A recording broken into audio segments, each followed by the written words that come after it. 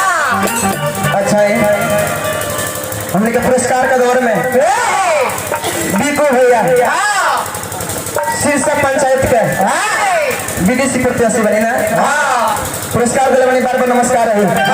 आई मुकेश भैया के सुने के मिलल हो कि सुमिरन जोन साधना वंदना आराधना वाला शांति का चीज हो विनम्रता से केहू का बोलाई तो उगाई लेकिन एक बात काटत नहीं थे बात हम ना काटो लेकिन एगो ऐसा इंसान रहले जबरदस्ती भगवान के बोला लिए रहले हां वो इंसाने है वो इंसाने रहले आगे बढ़े अभी आगे जबरदस्ती बोला ले रहले हां वही के बात और बात हम नहीं काटो हां अरे बात सही बात अगर हमार बात काटे कोई तो काटो हां हम बताई देखो ऐसा इंसान रहले भगवान के जबरदस्ती बोला लिए रहले थोड़ी अरे बोला लेकिन माई का होई माई का होई ये के कहता कि ये माई तारा कीमा मर्जी के गाछ के पत्ता तक नहीं के हिल सकत तो ए माई एकर नाम में हम अनुआ तारा बिना मर्जी के नहीं के जीव कैसे हिल सकत सही बात बा माई के शक्ति इतना हम चाचा जी लेकिन माई के शक्ति हो कि बक्स लगल बा हूं हां सब बक्स लगल बा चारों ओर माई के लगल बा ही हां तार लगा दहल गइल बा बोला तनी हम हेमे से आवाज फेंकत सब हेमे से अरे उनके शक्ति हेते कि फोफिया हेते हेते हो जाला बाबू ये सब कहला के जरूरी नहीं है लेकिन के बेटा ये माई मुर्गी के भवानी के भैया अरे हिंदी में इंग्लिश में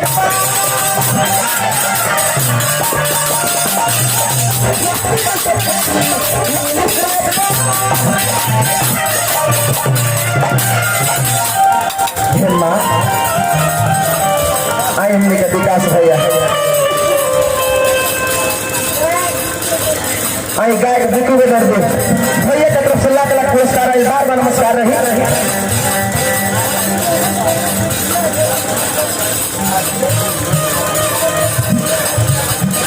आई भारतीय बहुजन जो जिला अध्यक्ष है हमारे भैया बिकू भैया माने बिकू भैया उनका के तुमसे पुरस्कार है बार बार नमस्कार रहे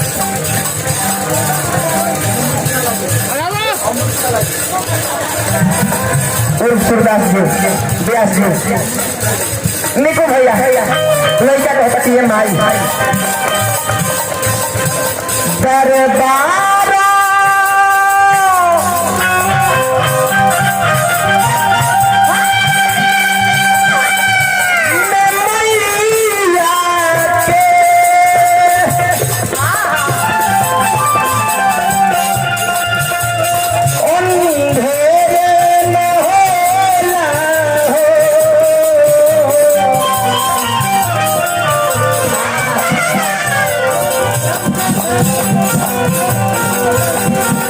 हमने तो धर्मनाथ चाचा का पोता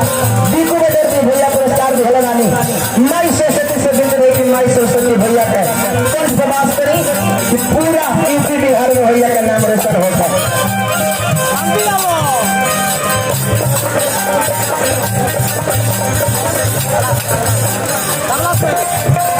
नमस्कार